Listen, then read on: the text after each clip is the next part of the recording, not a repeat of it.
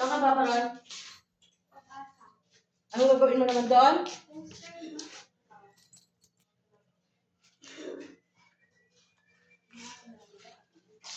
Wala pa naman doon ito. Sino kasama mo doon? Ay, nasa si Antoinette.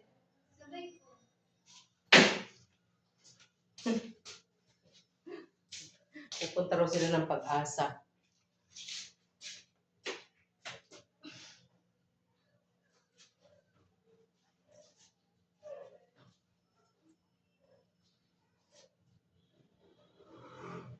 Ako po ay magwawalis muna bago maghugas, magligpit sa kusina. Kalat po yung aming lababo. Bumili po ako ng galunggong kanina. Bumili ako ng galunggong, tsaka yung kalahating tray na itlog. Ako ng nuggets, kung ulam ng mga bata. Yung galunggong naman ay ulam po namin ni Mister. Naubos na po yung aming adobo. Kami po ay nag-iipon ng tubig dito at inilalak po namin sa gabi yung gripo. Kasi po, ang aming tubig ay sobrang laki. Kala po kami ay para kaming merong swimming pool sa taas. Eh wala naman. Kaya ang bill po ng aming tubig ay laki-laki. Grabe, ang binayaran ko po ay nasa 8,000 isang buwan. Hindi naman ako nagpapati ng bayad. Ewan ko ba doon sa Maynila. Ang bill namin ay laki-laki. Doong last May po, ang binayaran ko 3,200. Tapos po, umuwi po kami ng Mindoro. Pagdating namin, ang laki ng aming bill. Yung binayaran ko nung May, napasama pa, kaya almost 13,000 po yun. Kaya ang ginawa ko, hindi ko na po binayaran yung 3,200 binayaran ko. Hindi yun lang kung kulang 8,000. Sobrang laki po.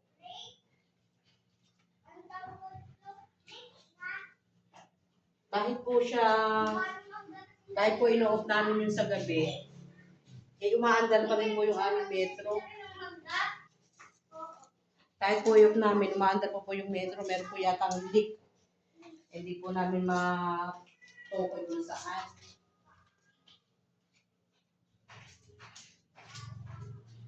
Dami ng sibuyas guys, oh. Ito po yung ipadala ng aking anak galing sa Mindoro.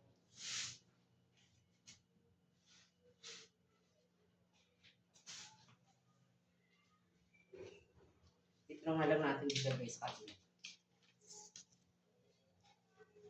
sibuyas.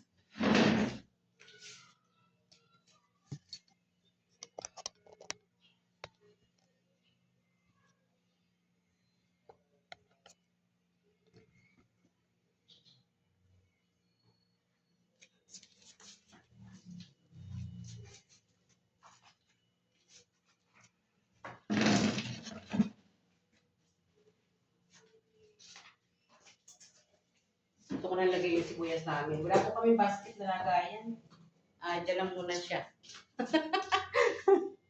Doon ko na muna ilagay yung aming sibuyas. Wala po kami basket na lagayan eh.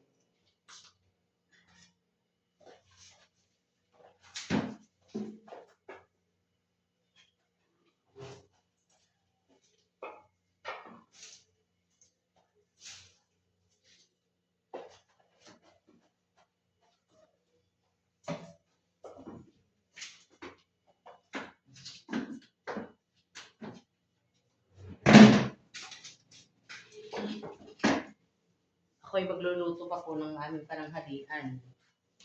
Kaya lang po ay gusto ko munang makawalis dito bago po ako magluto. Tignan nyo guys yung aking buhok. Kahit po ito ay suklayin, talaga po siyang nagaganyan lalo pag umaga pag bagong gising po.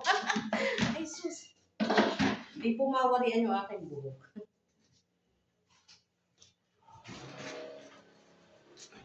Bawalis muna tayo guys.